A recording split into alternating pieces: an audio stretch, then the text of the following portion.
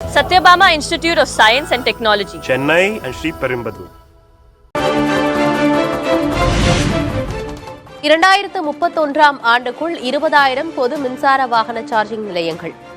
வெற்றி தமிழகம் தொலைநோக்கு பார்வையின் ஒரு பகுதியாக தமிழ்நாடு அரசு முன்னெடுப்பு.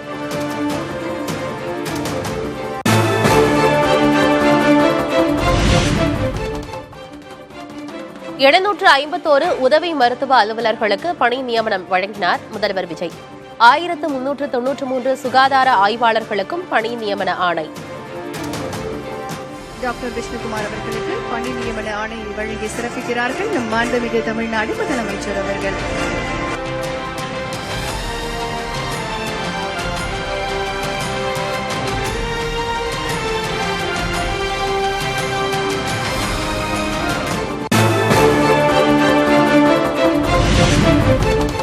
முதல் பணி நியமன ஆணையை மாற்றுத்திறனாளி பெண் மருத்துவருக்கு வழங்கிய முதல்வர் விஜய் மேடையிலிருந்து கீழிறங்கி சென்று பணி நியமன ஆணையை வழங்கினார்.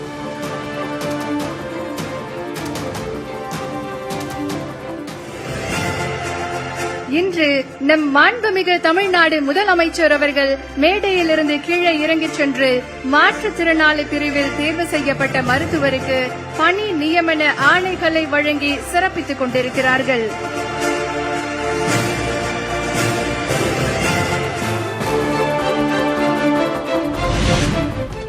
தமிழகத்தில் 139 கோடியே 47 லட்சம் மதிப்பில் கட்டப்பட்ட மருத்துவ கட்டடங்களை திறந்து வைத்தார் முதல்வர் விஜய்.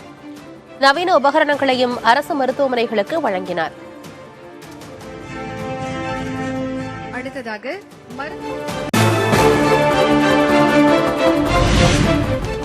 தமிழ்நாடு சுகாதார கட்டமைப்பு திட்டத்தின் கீழ் உருவாக்கப்பட்டுள்ள நலம் TN இணையதளத்தை தொடக்கி வைத்த முதல்வர் விஜய். தமிழகத்தில் உள்ள அனைத்து அரசு மருத்துவமனைகளுக்கும் நன்கொடை வழங்குவதற்கான இணையதளம்.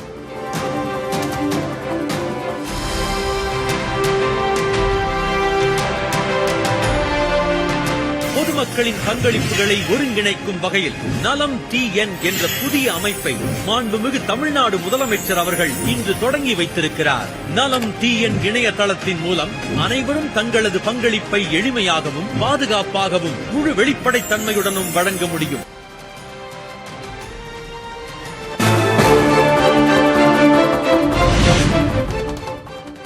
பெரம்பூர் MLA நிதியிலிருந்து 3 கோடி ரூபாய்க்கான திட்டங்களை மேற்கொள்ள சென்னை மாநகராட்சி ஆணையருக்கு முதல்வர் விஜய் கடிதம்.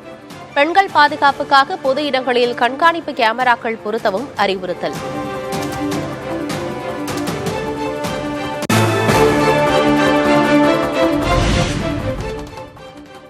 தமிழகத்தில் சாலை விபத்துகளை குறைக்க தனி செயல் திட்டம் உருவாக்க முதல்வர் விஜய் உத்தரவு. அதிவிரைவு சாலைகளில் முக்கியத்துவம் கொடுக்கவும் அறிவுறுத்தல்.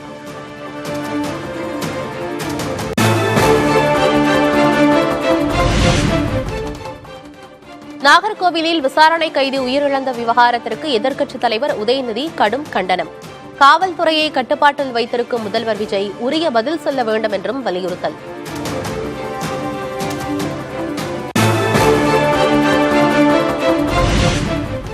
தாவேகா ஆட்சியின் 2 மாதங்களில் 4 காவல் மரணங்கள் ஏற்பட்டுள்ளதாக திமுக குற்றச்சாட்டு. காவல் மரணங்களை திசை திருப்பும் நடவடிக்கையில் முதல்வர் விஜய் ஈடுபடுவதாகவும் முன்னாள் MLA பரந்தாமன் சாடல். தாவேக அரசு பொறுப்பேற்ற இந்த 60 நாள்ல மட்டும் ஏறத்தாழ 4 சம்பவங்கள் இது போல நடந்திருக்கு. என்ன ஆளுக்கு ஒரு சட்டம், ஆளுக்கு ஒரு நீதி, ஆளுக்கு ஒரு நியாயமா? சட்டம்னா எல்லாருக்கும் சமமானதுதான். டைவர்டிக் பாலிடிக்ஸை மட்டும்தான் இந்த அரசு செய்து கொண்டிருக்கிறது.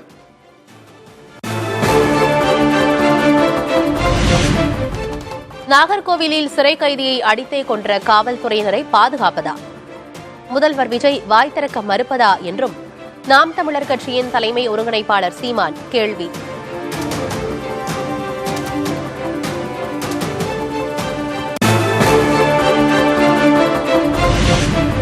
அதிமுக MLA-க்களை திருடும் விஜய்தான் களவாணி. திமுக அதிமுக கூட்டு களவாணி என்ற முதல்வரின் விமர்சனத்திற்கு எடப்பாடி பழனிசாமி காட்டமான பதில். அனைத்து இந்திய அண்ணா திராவிட முன்னேற்ற கழகமும் திமுகவும் கூட்டு களவாடிகள் என்று குறிப்பிட்டிருக்கின்றார். எவ்வளவு பெரிய வார்த்தை! தமிழக வெற்றி கழக தலைவர் திரு விஜய் அவர்கள்தான் களவாளி அனைத்து இந்திய அண்ணா திராவிட முன்னேற்ற கழகத்தின் சார்பாக போட்டியிட்டு வெற்றி பெற்றவர்களை குதிரை பேரத்தின் மூலமாக ராஜினாமா செய்து வைத்து அந்த ராஜினாமா செய்த உடனே அவர் டிவிகேல சேர்த்திருக்கிறார்களே அவர்தான் களவாளி. திமுக அதிமுக கூட்டணி பேச்சு என்பதும் கட்டுக்கதை. திமுக தீய சக்தி என்பதே இப்போதும் தங்களது நிலைப்பாடு என எடப்பாடி கே பழனிசாமி உறுதி.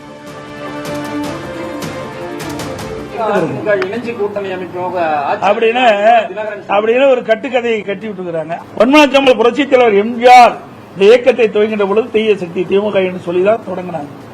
அந்த நிலைப்பாட்டில் இன்ற வரைக்கும் இருக்கிறோம்.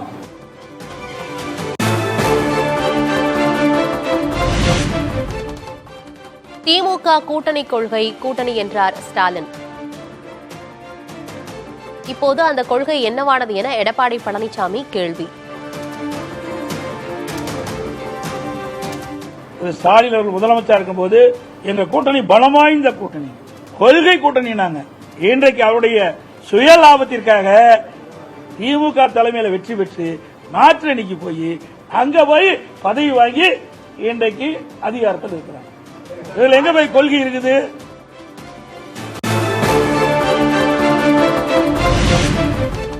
மேட்டூர் அருகே 3600 ஆண்டுகள் பழமையான புதைக்குழிகள் கண்டெடுப்பு. காவிரி நகரத்தின் தொன்மையை உறுதிப்படுத்தும் சான்றுகள் கிடைத்துள்ளதாக தகவல்.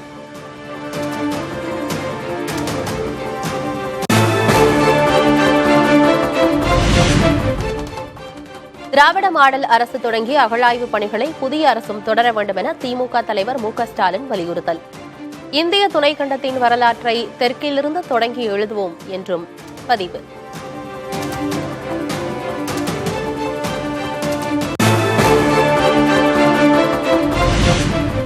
தாவேகா எம்எல்ஏ பேர வழக்கில் மேலும் 4 பேரிடம் விசாரணை. ஏற்கனவே 11 பேர் கைது செய்யப்பட்டுள்ள நிலையில் விசாரணையை முடுக்கிவிட்டுள்ள காவல்துறை.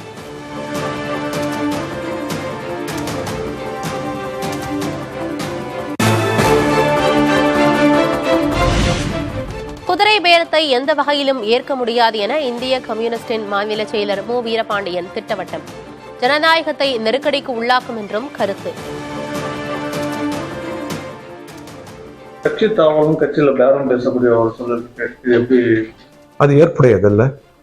நமது நாடாளுமன்ற ஜனநாயகத்தை பல கட்சி இயங்குமுறையை நெருக்கடிக்குள்ளாக்கும்.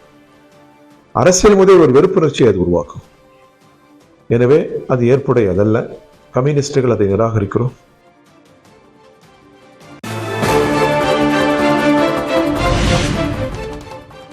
இடதுசாரி ஒருங்கிணைப்பு குழுவை உருவாக்கியுள்ள நிலையில் உள்ளாட்சி தேர்தலில் தனித்து போட்டியா? சூழலை பொறுத்து தனித்து போட்டியிடுவது குறித்து முடிவெடுக்கப்படும் என மு வீரபாண்டியன் புதிய தலைமுறைக்கு பேட்டி.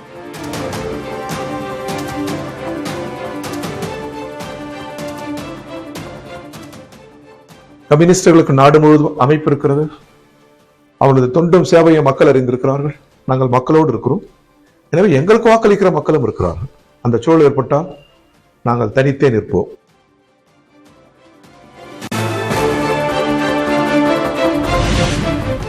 ராஜேந்திர பாலாஜியும் அனிதா ராதாகிருஷ்ணனும் திமுக அதிமுக கூட்டணியின் ஒருங்கிணைப்பாளர்கள். அதிமுகவின் பொதுச்செயலர் கே பழனிசாமி என்பதையே ராஜேந்திர பாலாஜி மறந்துவிட்டார் என அமைச்சர் நிர்மல்குமார் கருத்து. ஸ்டாலின் கோவப்பட வேண்டும் என்று திரு கே டி ராஜேந்திர பாலாஜி ஆசைப்படுவதும் இல்ல அனிதா ராதாகிருஷ்ணன் பேசுவது 2 பேருடைய கூட்டணிக்கு திமுக அதிமுக 2 பேர் கூட்டணியா இருக்க போறதுக்கு இவங்க 2 பேர் தான் பிராண்ட் அம்பாசிடரா இல்ல ஒருங்கிணைப்பாளர் இருக்க போறாங்கன்னு தெரியல. இவங்க என்ன முயற்சி எடுத்தாலும் இதுல ஒன்னும் அசைய போறது இல்ல. அவங்க எடப்பாடின்னு ஒருத்தர் கட்சியில இருக்காரானே அவங்களுக்கு ஞாபகம் இல்ல.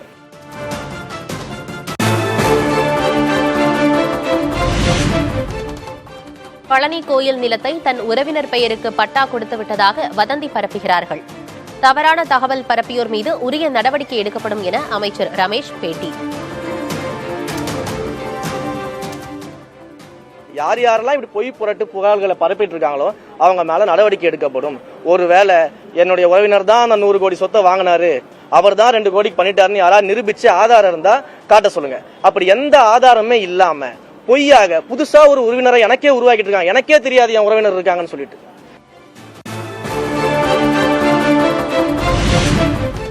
பழனி கோயில் நிலத்தை தவறாக பதிவு செய்த சார் பதிவாளர் மீது நடவடிக்கை எடுக்கப்பட்டுவிட்டது. வேறு யாருக்கு தொடர்பு இருந்தாலும் நடவடிக்கை எடுக்கப்படும் என அமைச்சர் ரமேஷ் உறுதி. மாண்புமிகு அமைச்சர் அவர்களும் அவர் துறை சார்ந்து அந்த சார் பதிவாளரை உடனடியாக சஸ்பென்ஷன் பண்ணிட்டு நேர்மையான விசாரணைக்கு என்னென்ன செய்ய முடியுமோ அது எல்லாத்தையும் அவரும் அவர் துறை சார்ந்து பண்ணிக்கிட்டு இருக்கிறாரு.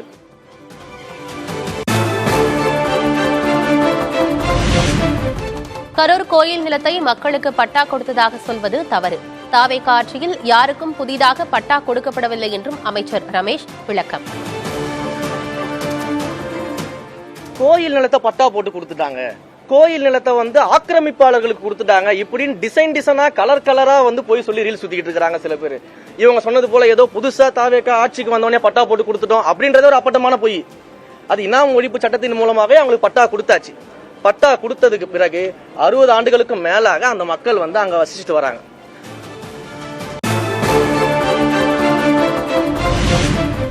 கரூரில் 3084 ஏக்கர் இனாம் நிலங்களுக்கு பதிவுத்துறை விதித்த தடையை ஆட்சியர் நீக்கியது தற்போது செல்லும். அரசு தரப்பில் ஜூலை 29ஆம் தேதி விரிவான அறிக்கை தாக்கல் செய்யவும் சென்னை உயர்நீதிமன்றம் உத்தரவு.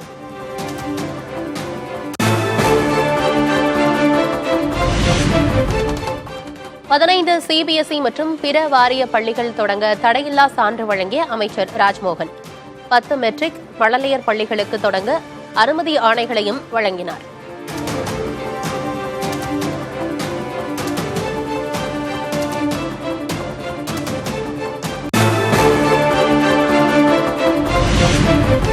எஸ்பி வேலுமணி அமைச்சராக இருந்தபோது பணி நியமனம் செய்தது சட்டவிரோதம் என்ற உத்தரவு செல்லும். கோவையில் 54 இளநிலை உதவியாளர்களை பணி நியமனம் செய்தது சட்டவிரோதம் என்ற உயர்நீதிமன்ற உத்தரவை உறுதி செய்தது உச்சநீதிமன்றம்.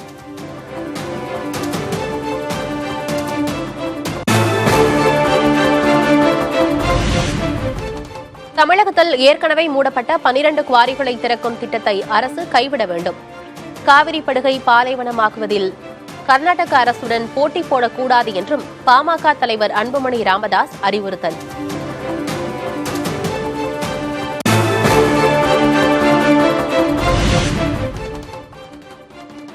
மேகதாதுவில் கர்நாடக அணை கட்ட தமிழகத்தில் வலுக்கும் எதிர்ப்பு. ஒசூரிலிருந்து மேகதாது நோக்கி நடைபயணத்தை தொடங்கினார் இந்திய கம்யூனிஸ்டின் மாநில செயலர் மு. வீரபாண்டியன்.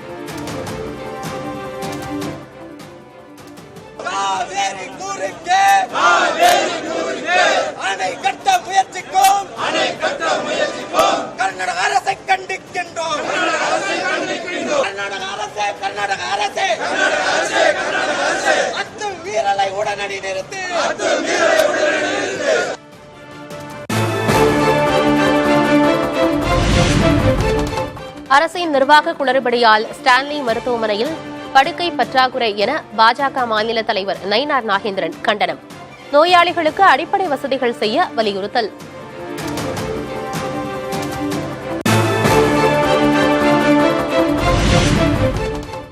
மத்திய அரசின் PMSETU திட்டத்தின் கீழ் தமிழகத்திற்கு 1440 கோடி ரூபாய் நிதி ஒதுக்கீடு. அம்பத்தூர், ஹொசூர் உள்பட 30 ITIக்கள் நவீனமயமாக்கப்பட உள்ளதற்காக பிரதமர் மோடிக்கு நயினார் நாகேந்திரன் நன்றி.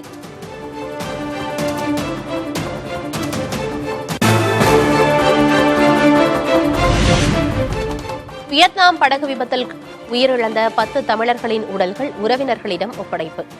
சொந்த ஊர்களுக்கு கொண்டு செல்லப்பட்டன.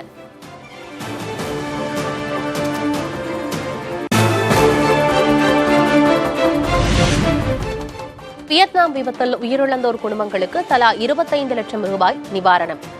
சொந்த விருப்பத்தின் பேரில் நிதி உதவி வழங்குவதாக லாவா நிறுவனம் அறிவிப்பு.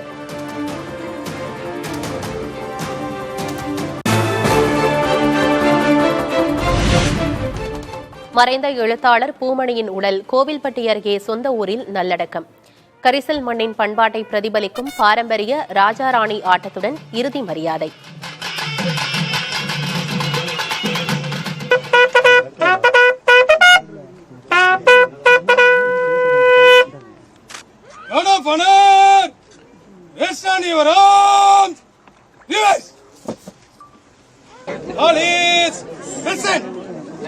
Silence.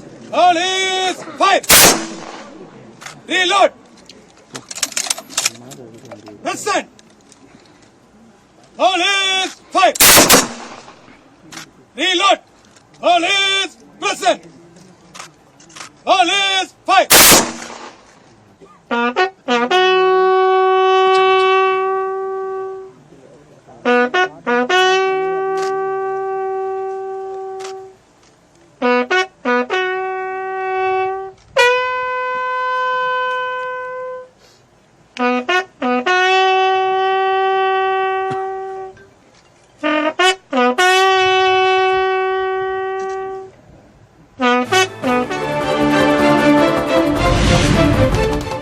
சேலம் ஆத்தூர் நகராட்சியில் ஊதிய உயர்வு, பிஎஃப் உள்ளிட்டவற்றை கேட்க மாட்டோம் என பத்திரத்தில் கையெழுத்து வாங்கிய நிறுவனம் தொழிலாளர்களின் அடிப்படை உரிமைகளை பறிக்கும் வகையில் நிறுவனம் செயல்படுவதாக குற்றச்சாட்டு.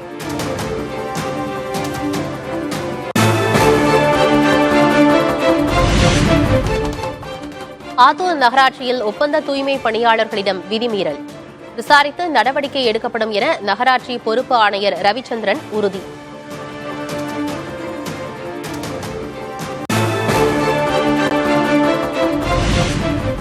பெண்களை ஆபாச படம் எடுத்து மிரட்டிய நாகர்கோவில் காசிக்கு ஆயுள் தண்டனை உறுதி.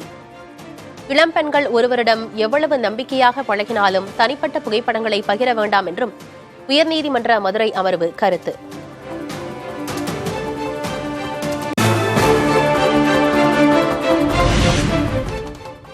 பதினேழாவது நாளாக உண்ணாவிரதம் இருந்து வரும் சோனம் வாங்சுக் 8 கிலோவுக்கு மேல் எடை குறைந்த நிலையில் தசை இழப்பு பிரச்சனையால் பாதிக்கப்பட்டுள்ளதாக தகவல்.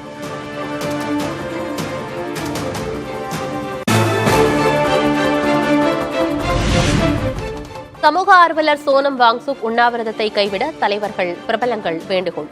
முன்னாள் முதல்வர்கள் அகிலேஷ் யாதவ், அரவிந்த் கெஜ்ரிவால், எழுத்தாளர் அருந்ததி ராய், நடிகர் நஸ்ருதீன் ஷா உள்ளிட்டோர் வலியுறுத்தல்.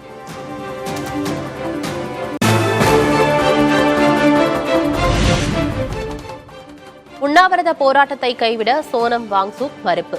தான் வேண்டிக்கொண்டு கேட்டும் மறுத்துவிட்டதாக கரப்பான் ஜனதா கட்சியின் நிறுவனர் அபிஜித் தீப்கே தகவல்.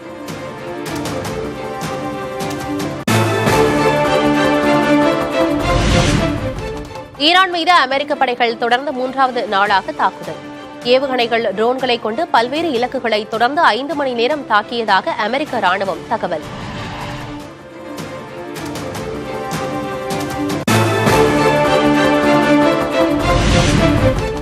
ஹோர்முஸ் நீரிணையை கட்டுப்படுத்த அமெரிக்கா, ஈரான் இடையே மீண்டும் தொடங்கிய அதிகார போட்டி. சர்வதேச சந்தையில் கச்சா எண்ணெய் விலை 2 நாட்களில் 13% அதிகரித்து $86 தொட்டது.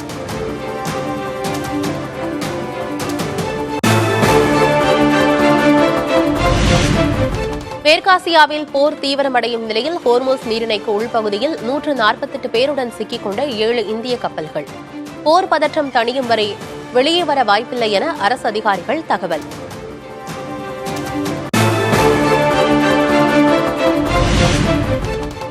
ஈரான் தாக்குதலில் இந்திய மாலுமி உயிரிழப்பு.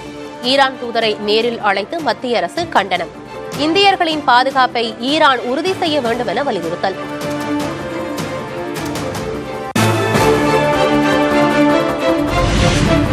அமெரிக்க டாலருக்கு நிகரான இந்திய ரூபாயின் மதிப்பு மே மாதத்திற்கு பிறகு முதல் முறையாக 96.19 சரிவு. ரூபாய் சரிவு எதிரொலியாக சென்செக்ஸ் 561 புள்ளிகள், நிப்டி 159 புள்ளிகள் வீழ்ச்சி.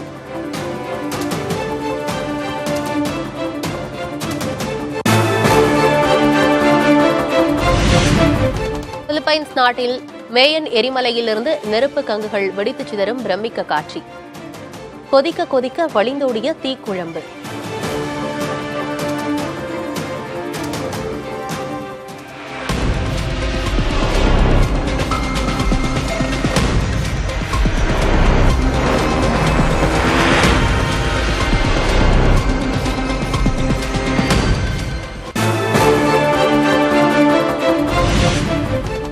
கடலுக்கடியில் உலகின் மிக நீளமான சுரங்கப்பாதையை அமைத்தது சீனா.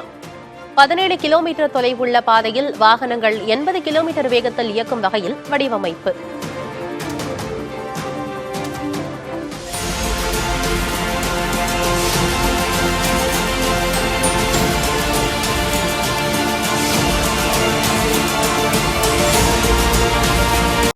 Satyabama Institute of Science and Technology, Chennai and Sri Perumbudur.